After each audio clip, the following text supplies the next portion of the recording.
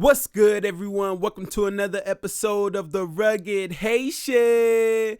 Cue theme music.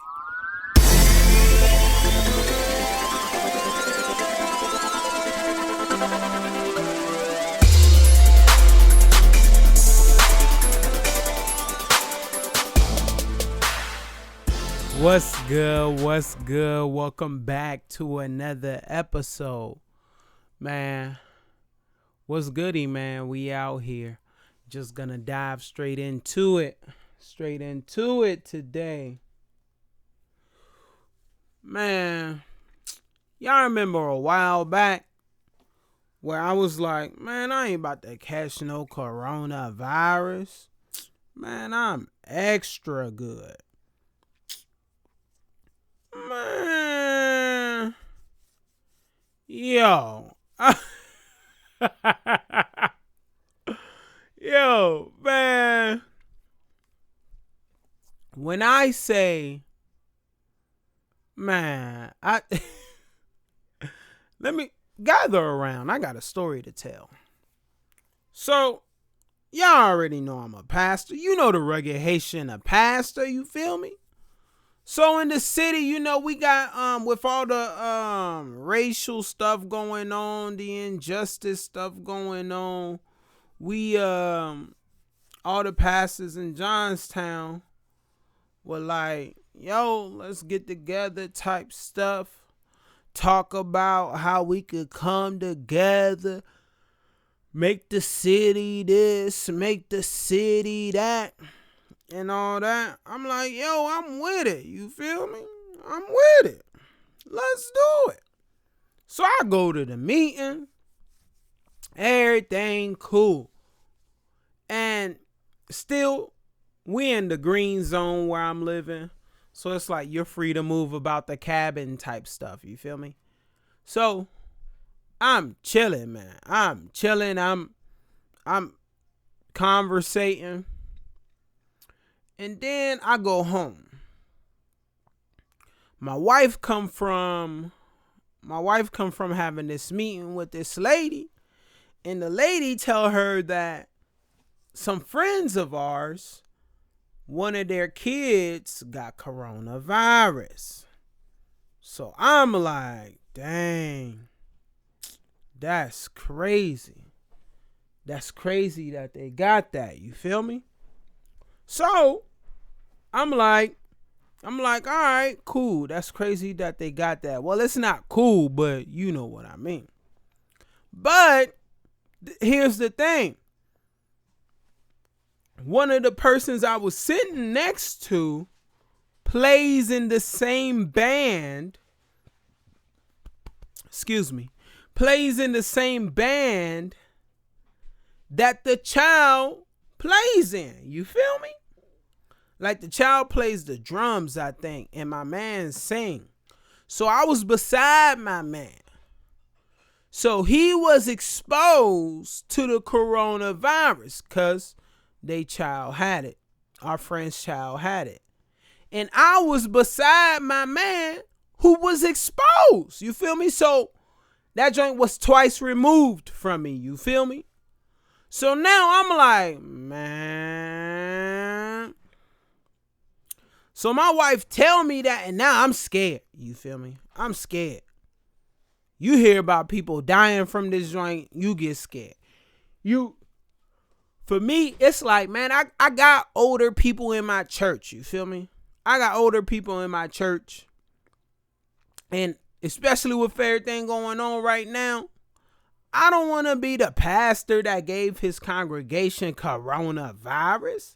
And to make matters worse, my man didn't even tell me. He didn't even say, like when I found out, I called my man and was like, hey, bro, I just found out you were exposed to the virus. Are you okay? Type stuff. That's what I asked. I said, hey, are you okay? I wanted to say, bro, why ain't you tell me nothing? You feel me? So that's what I was like, you feel me? So anyways, I was like, yo, are you okay? He said, yeah, I feel fine, but I'm going to go get checked.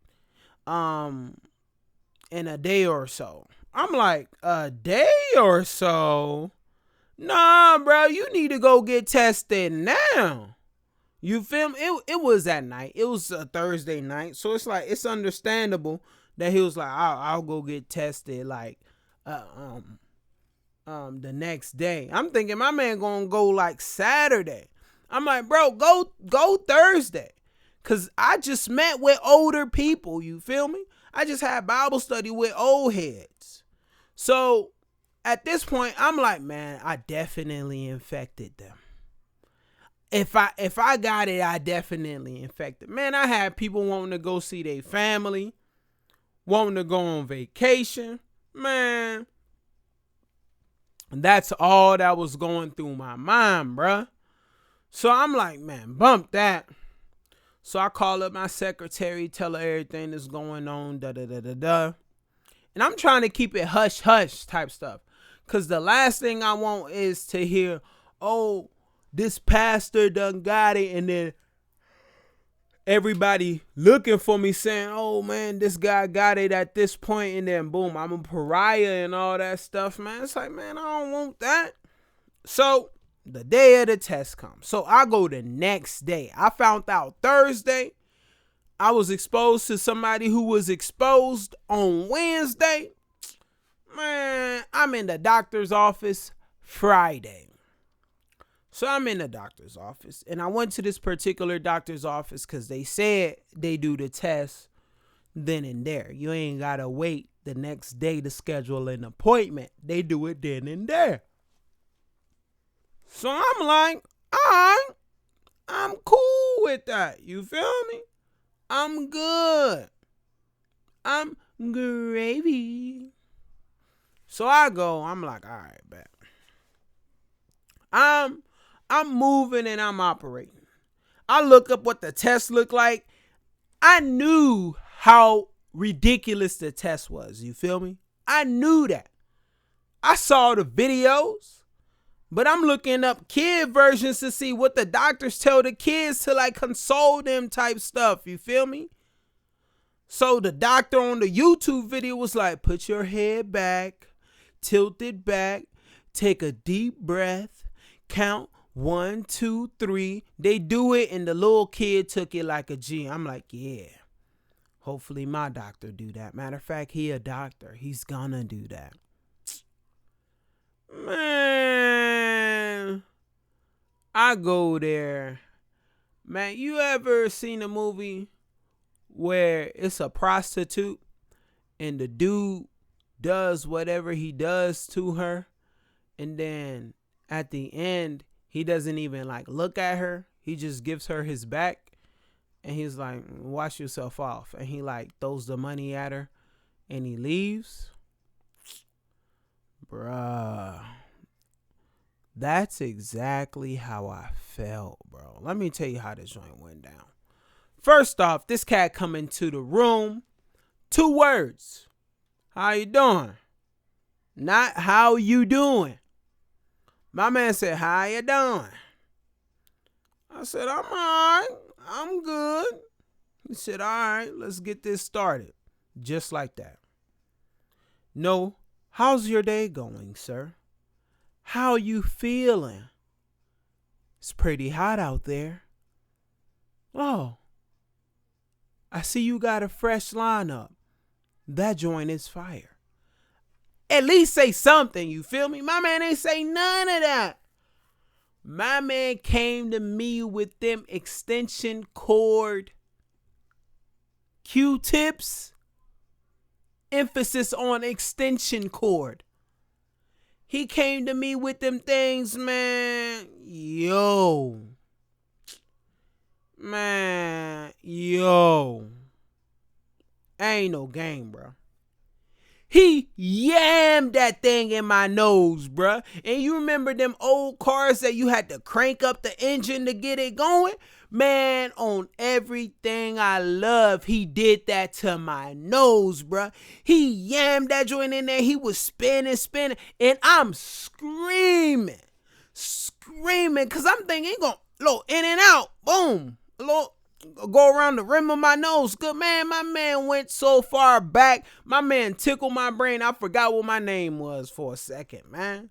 My man rammed that joint in my nose, and I'm sitting there screaming, shaking in the chair, talking about something. Ah! The whole time, man. So I'm thinking it's over. Nope. It was not over. This man was said, all right, let's do the other one. Bruh, it's one nose. They go to the same place. There's no point to double dip, bruh. There's no point at all to double dip in my joint. My man ain't care. He ain't want to hear that. He yammed it up to the other nostril. My man was digging so hard, bruh, man. My man wasn't digging for gold. He wasn't digging for silver. My man wanted diamonds, bruh. My man wanted diamonds. You know when they say, oh, when you picking your nose, you digging for gold? My man was digging for diamonds, man. Specifically blood diamonds from Africa, bro. Like he was going to dig so far up my nose, a diamond was going to pop out. That's how far he went down in there, man. My man drilling my joint. I'm screaming, ah! And then when he pulled it out, I'm sitting there shaking like a maraca in the chair, just shaking. Man, tears flowing down my face, bruh. Flowing down my face. I'm screaming. And then, this is when he turned his back. After he did that, man, my man turned his back. I'm boo-hoo crying. Boo-hoo crying. Y'all can see the video on the Facebook. Boo-hoo crying, bruh. Boo-hoo crying. My man, I said, can I get a tissue? He said, yeah, go ahead.